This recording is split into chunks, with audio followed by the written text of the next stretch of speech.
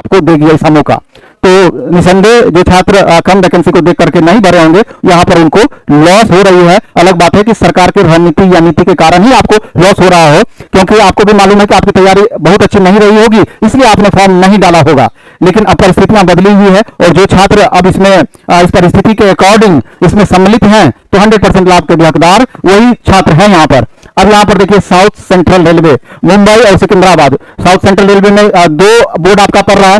585 vacancy पहले थी, अब बढ़ करके 1949 हो गया, यानी कि 1364 वैकेंसी यहाँ पर बढ़ाई गई। फिर बिलासपुर का आप यहाँ देखिए सेंट्रल रेलवे में भी आपका बिलासपुर मुंबई का चर्चा किया गया है, यहाँ पर इसको देख लेना है। 535 वैकेंसी और बढ़ा करके 1783 किया गया है। यहाँ पर मुंबई में आपका दो बोर्ड इनरोल हो रहा है, 2 जोन, और बिलासपुर में भी आपका 2 जोन इनरोल हो रहा है। तो जैसे ही बोर्ड बाय बोर्ड वैकेंसी अलग होगी तो उसके हिसाब से आपको फाइनली सिलेक्शन करना है कि किस बोर्ड का हम चयन करेंगे। ईस्ट कोस्ट रेलवे जैसे भुवनेश्वर है, यहाँ पर भी आप देखिए सिकंदराबाद का आ गया, चूंकि बड़ा एरिया कवर करता है। फिर बेंगलोर है तो 479 से बढ़ करके आपका 1595 हो गया। फिर 473 से बढ़ के 1576 हो गया। फिर इधर ईस्टर्न रेलवे में कोलकाता मालदो आ गया, 415 वैकेंसी दोनों मिला के पहले थी, अब 1382 हो गया। वेस्टर्न रेलवे में अहमदाबाद भोपाल और मुंबई तो ये 413 था, तो इसको 1376 वैकेंसी कर दिया गया। इस तरीके से आप सभी रेलवे बोर्ड के बारे में चर्चा है और जिस जोन के अंतर्गत आते हैं उसके बारे में चर्चा है। तो पर्टिकुलर देख लेना है आगे चल करके किस बोर्ड में कितना बड़ा है और उस हिसाब से आपको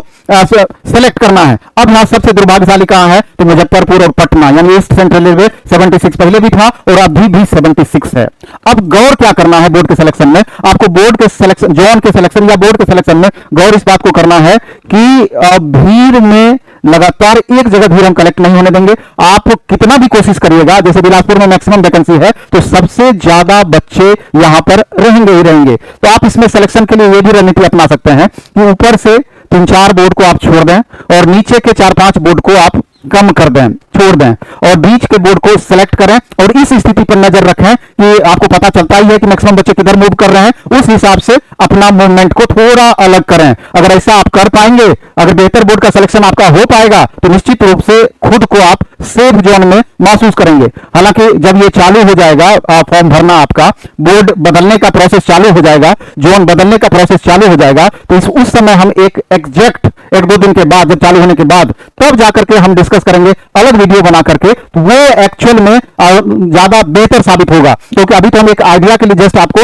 शेयर कर रहे हैं ये वीडियो। इसके अलावा आप देखेंगे जो जिस बात पर हम चर्चा किए थे कंपैरिजन करके कि 2018 की वैकेंसी की तुलना अगर 2024 की वैकेंसी से हम करते हैं तो जाकर के हम कट ऑफ पर क्या फर्क देखते हैं, ये चीज है। तो आप देख रहे हैं कि 2018 में कुल मिलाकर के 17,676 वैकेंसी पहले आई थी और बाद में इसको बढ़ा करके रिवाइज करके 27,795 किया गया था। तो और सबसे बड़ी बात है कि उस समय लगभग 48 लाख 45 to 48 लाख का डेटा मिलता है, तो 45 से 48 लाख छात्र उस समय फॉर्म भरे हुए थे। जबकि 2024 में आप देख लीजिए कि 5696 वैकेंसी पहले थी। यही सबसे बड़ा रीजन है इतनी कम संख्या। आपको देखने में तो लग रहा है 5696 वैकेंसी, लेकिन इसी को जब कैटेगराइज किया गया, board by board, RRB by RRB अलग किया गया, फिर उसके बाद कैटेगरी बाय कैटेगरी अलग किया गया, तो पता चला कि कहीं पर आपका 20 vacancy, 25 vacancy, 30 vacancy, 50 vacancy, 100 vacancy यही रहा। इसी कारण से बहुत सारे बच्चे फॉर्म नहीं डाले। लेकिन जब सीट बढ़ा करके लगभग 3.3 गुना बढ़ा करके 18,799 वैकेंसी की गई और ओवरऑल स्टूडेंट की संख्या लगभग 19 लाख से 19.25 लाख, 19.5 लाख संख्या है, तो आप देख रहे हैं और रिजल्ट इसका 15 गुना दिया जाना है। सबसे बड़ी बात यह है कि 15 टाइम्स इसका आएगा रिजल्ट, लगभग 2.88 लाख, यानी कि लगभग यूं कहिए कि 3.25 लाख रिजल्ट आपका आना है।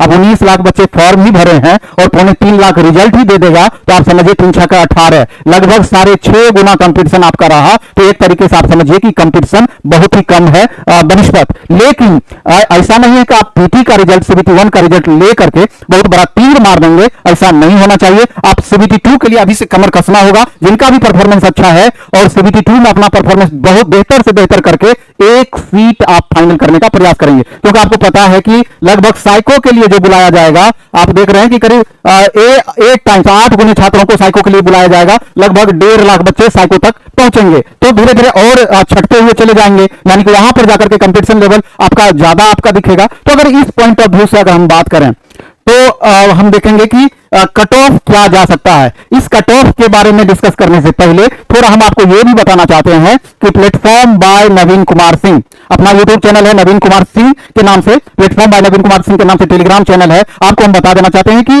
एक बहुत बेहतरीन चीज फ्री ऑफ कॉस्ट आपके लिए हम लाने वाले हैं, बिल्कुल फ्री।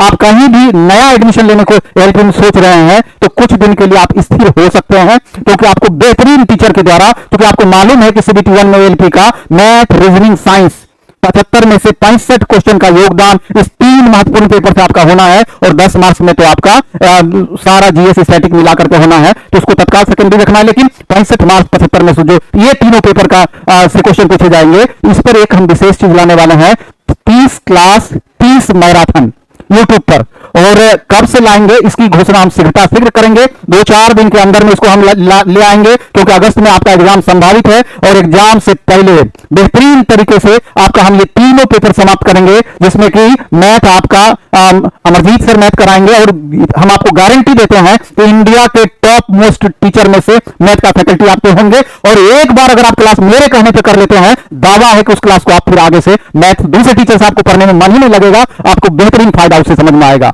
इंजीनियर आशीष सर वो आपका साइंस सेक्शन को देखेंगे, और अमित सर आपका रीजनिंग सेक्शन को देखेंगे। तीनों प्लेटफॉर्म के बेहतरीन faculty free of cost YouTube पर 6 घंटा डेली, 5 से 6 घंटा डेली क्लासेस आपके लिए हम लाएंगे। उसकी घोषणा 2 से 3 दिन के अंदर में करेंगे, और जल्द से जल्द उसका टाइमिंग संभवतः 6 बजे शाम से लेकर के आपका 11 या 12 बजे रात तक वो चलेगा। जल्दी आप उसके लिए तैयार रहेंगे। हम आते हैं कट ऑफ पर, एक संभावित कट ऑफ पर।